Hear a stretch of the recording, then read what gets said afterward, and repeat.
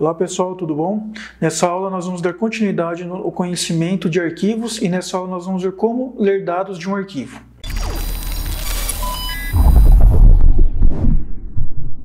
Vamos abrir aqui um script, vamos criar um script para a gente aprender como ler dados de um arquivo. Então vamos lá, aqui em scripts, cap02, eu vou criar um novo arquivo, do tipo script. Vou dar o nome de 24 arquivo read. Concluir. O arquivo ele vai ter o mesmo padrão que o das aulas passadas, ok? Então a gente vai criar uma variável que será o handle, Ela é a variável que vai manipular o arquivo, é o manipulador de arquivos. Uma variável que é o nome do arquivo, que é do tipo string, Então vou colocar aqui int file names.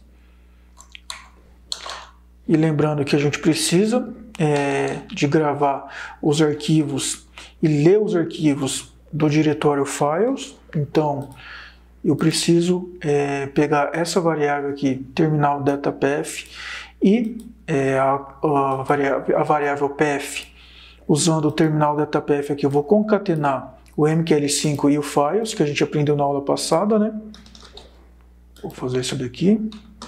Isso tudo a gente já fez na aula passada, pessoal? Eu só estou copiando e colando aqui para adiantar, para a gente ver como que faz a leitura de um arquivo, leitura de dados de um arquivo. Aqui eu vou fazer a abertura do arquivo, usando o file handle, a variável file handle e a função file open, passando o file name e as flags de file write e file txt. Lembrando que agora, pessoal, como a gente vai fazer a leitura de um arquivo, a gente precisa passar uma nova flag, que vai ser a file read, ok? A gente pode passar dessa forma. E aqui a gente vai fazer o if, que a gente vai verificar se a operação deu certo, o if else. Que também é a mesma coisa da aula passada. Eu vou verificar se o file handle ele é diferente, de invalid handle, certo? Se for diferente, a gente sabe que a operação foi bem sucedida. Caso contrário, eu vou dar um print aqui e informar que houve algum problema. Erro ao ler dados do arquivo. E vou, como a gente já sabe, pegar o último erro, getLastError, com essa função getLastError, e depois vou resetar o buffer de erros, resetLastError. Agora aqui é um pouco diferente para a gente ler dados do arquivo. Aqui a gente já tem o arquivo, a gente já escreveu, Vou inclusive abrir ele aqui, abrir pasta. Vou abrir a pasta aqui que está o arquivo. Aqui faltou um abrir chave, pessoal? O arquivo já foi aberto aqui, e o arquivo ele tem os dados que a gente gravou na aula passada, que é a data, a hora, o símbolo do ativo aqui, WDOU19, que é o do mini contrato futuro de dólar, e o tempo gráfico que é de 5 minutos. Então eu quero usar esses dados aqui, e o que eu quero fazer é imprimir esses dados na tela do MetaTrader 5 quando eu executar o script. Como que eu vou fazer isso? Então eu vou vir aqui no site do MQL5, só um minutinho, e aqui no site, e vou mostrar para vocês a função que a gente vai usar. Aqui, só para entrar novamente, só para vocês verem onde que a gente consegue localizar esses dados, em referência MQL5, a gente entra em funções de arquivo,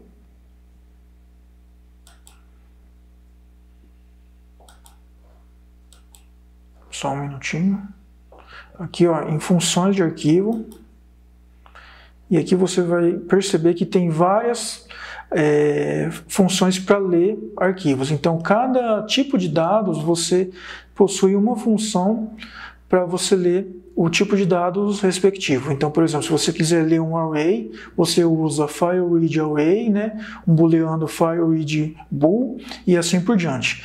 Nós queremos ler um dado do tipo string. Então, a gente vai usar essa função aqui, fileReadString, certo? Então, eu vou entrar nela aqui para a gente entender. A função lê uma string a partir da posição atual do ponteiro de arquivo, dentro de um arquivo. Então, ó, os parâmetros que precisa passar para ela é o fileRandom, certo? E aqui ele passa o tamanho, o comprimento. Só que aqui, pessoal, ele fala o seguinte: quando ler a partir de um arquivo bin, o tamanho de uma string para ler deve ser especificado. Quando ler a partir de um arquivo txt, o tamanho da string não é necessário. Como a gente está usando o arquivo txt, a gente então não precisa passar esse comprimento de string, ok? Então esse parâmetro aqui a gente não vai usar, a gente só vai passar o fileRandom. Então vamos lá, eu vou abrir aqui novamente o MetaEditor, tá? E como que eu faço para usar esse file? Ah, outra coisa então, também. Aqui o retorno, né? O valor de retorno, ó, ele retorna o que foi lido do arquivo, né? Então a gente precisa atribuir o retorno da função para uma variável que a gente quer que armazene o conteúdo do que foi lido. Então eu vou criar uma variável aqui do tipo string, e aqui eu vou dar o nome para a variável de conteúdo. E ela receberá fileReadString. E aqui eu vou passar o fileRandom. Ok? Aqui eu vou só melhorar a indentação. Beleza? Aqui a indentação ficou errada. Deixa eu ver só se está certo. Está certo. Deixa eu só dar um tab aqui. Beleza? Vou salvar isso daqui. Vou compilar. Deu 0 erro, 0 warnings. Então vou abrir novamente o arquivo aqui. Só para a gente ver o conteúdo do arquivo.